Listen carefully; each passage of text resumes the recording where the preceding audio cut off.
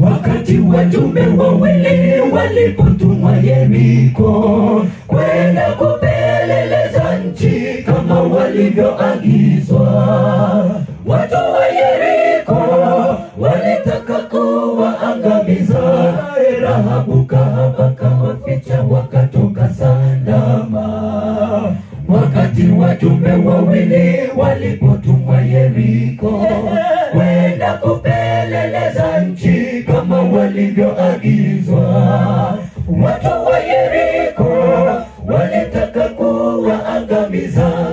Rahabu kahaba kawaficha wakatoka salama. Walipokuwa wakiondoka wakamwambia Rahabu, funga kamba nyekundu dirishani iwe ishara ya wokovu turudipo.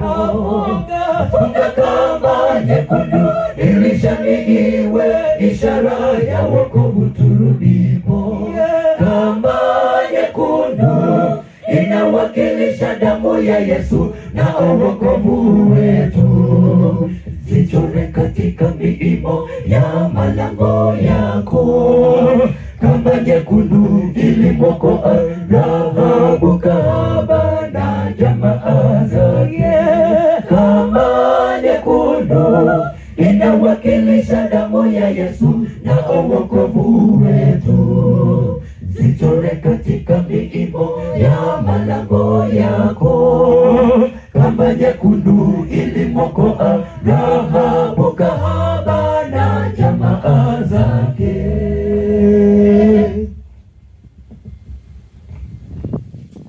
Tazama hao Israeli walipofika Yeriko, waliuzunguka siku 7 ukaporomoka. Watu wa Yeriko waliweza angamia wote. Rahabu kahaba kaokoka na jamaa zake. Tazama hao Israeli walipofika Yeriko, waliuzunguka siku 7 ukaporomoka. Watu wa Yeriko waliweza angamia wote. Rahabu kahaba kaokoka na jamaa zake. Walipokuwa wakiondoka wakamwambia Rahabu, funga kamba nyekundu dirishani iwe ishara ya wokovu turudipo. Funga kamba nyekundu dirishani iwe ishara ya wokovu turudipo. Kamba nyekundu inawakilisha damu ya Yesu na wokovu wetu. Zichore katika miimo ya malango yako. Kamba nyekundu ilimwokoa Rahabu kahaba na jamaa zake. Kamba nyekundu inawakilisha damu ya Yesu na wokovu wetu. Zichore katika miimo ya malango yako. Kamba nyekundu ilimwokoa Rahabu kahaba na jamaa zake.